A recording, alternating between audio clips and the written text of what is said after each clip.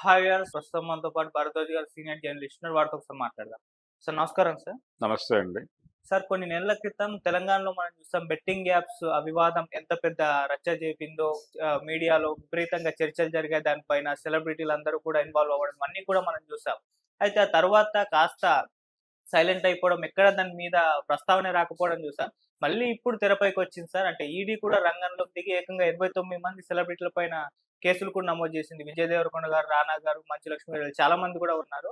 So, మరి ఇంకాస్త ముందుకది ఎక్కడికి వెళ్ళే అవకాశం ఉంది. అటు సజ్జన గారు కూడా రెస్పాండ్ అయ్యారు. అసలు యువతను పాడు చేస్తున్న వీళ్ళు సెలబ్రిటీలా అంటూ కూడా కామెంట్ చేశారు. మరి ఎక్కడి వరకు దారిస్తుంది సార్? అంటే యువతని పాడు చేశారా, ఇంకోటి చేశారా అనే దానికంటే కూడా మనం చాలా స్పష్టంగా ప్రమోషనల్ యాక్టివిటీలో వీళ్ళ పాత్ర ఉంది. బెట్టింగ్ యాప్‌ల ప్రమోషనల్ యాక్టివిటీలో వీళ్ళ పాత్ర ఉందనే విషయం చాలా కాలం క్రితమే బయటకొచ్చిన వార్త. హ్మ్. ఆ తర్వాత ఒక వెసులుబాటు కల్పించారు. దానిలో 'ప్రకాష్ రాజు' మాట్లాడుతూ ఓ మాట అన్నాడు. ఆయన ఏమంటాడంటే, "అయ్యా నేను ఇది ఒక దశలో చేసిన మాట వాస్తవమే గానీ నాకు అర్థమైంది. నేను ఆ కాంట్రాక్ట్ నుంచి బయటకొచ్చేసాను. బయటకొచ్చిన తర్వాత కూడా వాళ్ళు నా ఫోటో 2, 3 సందర్భాల్లో వాడారు. వాడినప్పుడు నేను అలాంటి పని చేయటం తప్పు కదా అని వాళ్ళతో నెగోషియేట్ చేశాను" అని చెప్పుకున్నాడాయన. ఇలా చాలామంది పరిస్థితి అదే. అంటే మొదట్లో ఎండార్స్ చేసినప్పుడు వీళ్ళెవరికీ ఐడియా లేదు. అంటే కొత్తగా వస్తున్నాయి. రెండోది యాప్ ప్రమోషన్ అనేది క్రైమ్ అవుతుంది దాకా వీళ్ళు ఆలోచించలేదు. చాలా యాప్‌లు చాలా ప్రమాదకరమైనటువంటి పరిస్థితులు క్రియేట్ చేయటం అనేది మనం చూస్తూనే ఉన్నాం. కాబట్టి యాపులన్నీ మంచివే కాదు. యాపులు సర్వీస్ మాత్రమే కాదు. యాపులు రకరకాల ఇబ్బందుల్లోకి కూడా జనాల్ని నెట్టేస్తున్నాయి అనేది వాస్తవం. యాప్ వరల్డ్‌లో ఉన్నాం మనం. యాప్ వరల్డ్‌లోకి ప్రపంచం ఎప్పుడైతే ట్రాన్స్‌ఫర్ అయిపోయిందని తెలిసిందో ఆటోమేటిక్‌గా మోసం, దోపిడీ, ఇతరేతర ఇతర సమస్యలన్నీ కూడా అందులోకి కూడా ప్రవేశించినాయి. ప్రవేశించి అక్కడ కూడా రాజ్యం చేస్తున్నాయి. దానికి ఒక దశలో వీళ్ళు బలయ్యారు. బలైన తర్వాత సజ్జనార్ గారు వీళ్ళే ఆ రోజుల్లో ఒక మాట అన్నారు. ఏది మొదట ఈ కేసు తెర మీదకొచ్చినప్పుడు మొదట హడావిడి చేశారు గానీ తర్వాత వీళ్ళందరినీ అప్రూవర్లుగా తీసుకుంటాం.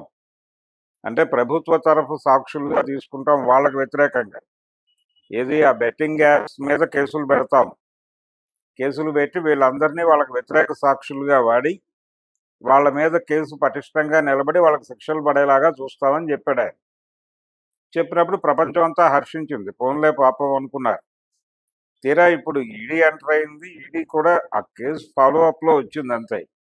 వచ్చిన తర్వాత ఇప్పుడు వీళ్ళందరినీ మళ్ళీ వాళ్ళు విచారిస్తారు అంతే. విచారించడం అంటే రకరకాల ఫార్మ్స్‌లో జరగొచ్చు. లీగల్‌గా వాళ్ళు ఏ బౌండరీస్‌లో వెళ్ళి ఆ కాంట్రాక్ట్‌లోకి ఎంటర్ అయ్యారు. ఎంటర్ అవ్వే ముందు వీళ్ళు తీసుకున్నటువంటి ప్రికాషన్స్ ఏమిటి? వీళ్ళు జరిపిన అధ్యయనం ఏమిటి? దీనికి సంబంధించినటువంటి కొన్ని ప్రశ్నలకి వాళ్ళు ఆన్సర్ చేయాల్సి ఉంటుంది. ఈ ఆన్సర్ చేయటం అనేదే జరుగుతుంది విచారణ అంతే తప్ప కేసులని నేను అనుకోవడం లేదు. ఆల్రెడీ ఏదైతే వీళ్ళ మీద మొదటి నుంచి నడుస్తుందో అదే ఉంటుంది. ఓకే. సో ఇప్పుడు ఈడీ వచ్చి వీళ్ళని ఎంక్వైరీ చేస్తుంది. దీనిలో ఏదైనా మనీ లాండరింగ్ లాంటి కార్యక్రమాలు జరిగాయి, ఇతరేతర ఆర్థిక ప్రయోజనాలు నెరవేర్చడం కోసం వీళ్ళు ఏవైనా దీనిలోకి ఎంటర్ అయ్యారా దాకా తరోగా ఒక ఇన్వెస్టిగేషన్ అయితే జరుగుతుంది. హ్మ్. ఈ ఇన్వెస్టిగేషన్ జరిగిన తర్వాత ఈ ఇన్వెస్టిగేషన్‌లో వచ్చిన అవుట్‌పుట్‌ని బట్టి ఫర్దర్‌గా ఈడీ ఏం చేయాలి వీళ్ళని అనేది ఆలోచిస్తుంది. అంతే తప్ప ఇప్పుడు ఇమ్మీడియేట్‌గా ముందే కేసు పెట్టి వీళ్ళని వెళ్ళట్లేదు. ఓకే. అది క్లారిటీ ఇవ్వాల్సిన అవసరం ఉంది ప్రపంచానికి. రెండోది సజ్జనార్ గారు చెప్పినట్టు వీళ్ళందరినీ అప్రూవర్లుగా మారుస్తుంటాను. వీళ్ళందరినీ అప్రూవర్లుగా తీసుకుని వాళ్ళ మీద కేసులు బలంగా పెడతాను అన్నప్పుడు అదే మాట మీద స్టాండ్ అవ్వాలి కదా! వాళ్ళు కూడా అదే అభిప్రాయంతో ఉన్నారు. నిజానికి నిన్నో మొన్నో మహేష్ బాబు మీద ఇలాంటి ఒక రియల్ ఎస్టేట్ ఎండార్స్‌మెంట్ కేసు ఒకటి తెర ముందుకొచ్చింది. వచ్చినప్పుడు కూడా ఇదే ప్రతిపాదన వచ్చింది. వారిని అప్రూవర్‌గా తీసుకుని వారి సాక్ష్యాన్ని నమోదు చేసి వారి సాక్ష్యం ఆధారంగా అసలు నేరస్తుడికి శిక్ష పడేలాగా చేయవచ్చు కదా అని ఒక ప్రతిపాదన వచ్చింది. కాబట్టి సెలబ్రిటీస్ అంటే నోన్ ఫేస్‌తో వెళ్తే ఎక్కువ మందికి కనెక్ట్ అవుతాము అనేటువంటి కార్యక్రమంలో భాగంగా ఇలా నోన్ ఫేసెస్‌ని పట్టుకొస్తారు. నోన్ ఫేసెస్ అంటే వీళ్ళు మాత్రమే కాదు, ఇప్పుడు ఇన్‌ఫ్లుయెన్సర్స్ కూడా చాలా మందికి ఈ ప్రెషర్ ఉంది. చాలా మందిని రకరకాలుగా అప్రోచ్ అయ్యి అడుగుతున్నారు.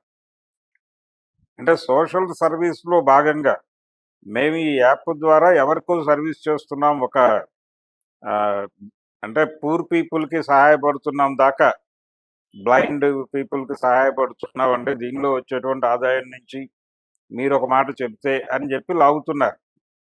ఇలా రకరకాల ట్రాపులు నడుస్తున్నాయి మార్కెట్‌లో. వేటికి చట్టబద్ధత లేదు. ఇవేవి ఒక లీగల్‌గా బైండ్ అయ్యి రిజిస్టర్ అయినటువంటి ఒక యాడ్ ఏజెన్సీ నుంచో, ఇంకొక ఏజెన్సీ నుంచో ఈ ఈ సంప్రదింపులు జరగట్ల. అరాచకంగా జరుగుతున్నాయి. వాళ్ళెవరో తెలీదు. ఎందుకు ఫోన్ చేస్తున్నారో తెలీదు. ఆ ఫోన్ కాల్‌లో అట్రాక్ట్ అయితే వాళ్ళెప్పుడో కలుస్తారు వచ్చి. వాళ్ళు కలవటమే తప్ప వీళ్ళు వాళ్ళ ఆఫీస్‌కెళ్ళటాలుండవు. ఎవరో ఒక పర్సన్ వస్తాడు. ఆ పర్సన్ వచ్చి ఒక కాంట్రాక్ట్ ఒక చిన్న అగ్రీమెంట్ మీద సంతకాలు పెట్టించుకుంటాడు. దాని ఆధారంతో వాళ్ళు చెప్పమన్నటువంటి మ్యాటర్ చెప్పడమో, లేకపోతే వీళ్ళ ప్లాట్‌ఫార్మ్స్ మీద దాన్ని ప్రమోట్ చేయడమో ఏదో అండర్‌స్టాండింగ్‌ని బట్టి వెళ్ళిపోతున్నారు. కొద్ది రోజులు నడిచిన తర్వాత ఇలాంటి కేసులు ఏసో అయినప్పుడు వీళ్ళకి జ్ఞానోదయం అవుతోంది. అయిపోయి ఫలానా వాళ్ళు అంటే అక్కడ ఎవరు ఉండడు. వీళ్ళు మాత్రమే ఇరుక్కుని ఉంటారు. అలాంటి మోసాలు చాలా జరుగుతున్నాయి యాప్ వాళ్ళు. చాలామంది ఇన్‌ఫ్లుయెన్షియర్స్ అంటే ముందు వీళ్ళని బాగా ప్రొవోక్ చేస్తారు. మీ కంటెంట్ చాలా అద్భుతంగా ఉంటోందండి. మీరు పబ్లిక్ హృదయాలను గట్టిగా పట్టుకుంటున్నారు. మీరు ఫేస్‌బుక్‌లో గాని, మరో చోట గాని మీరు ఒక ఒక మాట చెబితే దాదాపు 1000 మంది వచ్చేస్తున్నారు లైన్‌లోకి. ఈ మేరకు మీ ఇన్‌ఫ్లుయెన్స్ ఉంది ప్రపంచం మీద. మీరు మా ప్రొడక్ట్ గురించి ఒక మాట చెప్పండి అని చివరిలో వస్తారు. ఈ మొదట ఉపోద్ఘాతానికి వీళ్ళు పొంగిపోయి నెమ్మదిగా వాళ్ళ ట్రాప్‌లోకెళ్తున్నారు. ఓకే. కాబట్టి ఇలాంటి అనేకం జరుగుతున్నాయి. చాలా మందికి ట్రాప్స్ ఉన్నాయి. ఇదో గందరగోళం. యాప్ వరల్డ్ ప్రమోషన్స్, ఆ ప్రమోషన్స్‌లో జరుగుతున్న ప్రమాదాలు గురించి అంటే ఇప్పుడు సైబర్ క్రైమ్స్ గురించి ఎలాగైతే అవేర్‌నెస్ ప్రోగ్రామ్ పెట్టారో, అలాగే దీనికి సంబంధించి కూడా ఒక అవేర్‌నెస్ ప్రోగ్రామ్ ప్రపంచానికి పెడితే బానే ఉంటుంది. అంతే తప్ప వీళ్ళందరినీ చేసిన వాళ్ళందరినీ క్రిమినల్స్ అనేస్తే అది వీళ్ళందరూ క్రైమ్ చేసినట్టు. యాప్ క్రియేట్ చేసినవాడు క్రైమ్. ఓకే. వాడు వీళ్ళందరినీ వాడుతున్నాడు. వీళ్ళందరూ మోసపోతున్నారు. వాళ్ళ చేతుల్లో మొదట మోసపోతోంది వీళ్ళు. హ్మ్. ఆ కన్సిడరేషన్‌తోనే అప్రూవర్ అనే పదం ముందుకొచ్చింది. కాబట్టి అదే పద్ధతిలో వెళ్ళాలి. కేసులు పెట్టి వేధించడం కాదు. ఓకే. ఒకవేళ ఇన్ కేస్ మనీ లాండరింగ్ లాంటివి ఏదైనా ప్రూవ్ అయినప్పుడు కేసు పెట్టుకోవచ్చు. Okay sir. అంతే తప్ప ఎవడో కంప్లెయింట్ ఇచ్చాడు, లేకపోతే ఏదో జరిగింది, ఎక్కడో ఎవిడెన్స్ ఉంది, ఒక ఫోటో దొరికింది అని చెప్పి కేసులు పెడితే కుదరదు.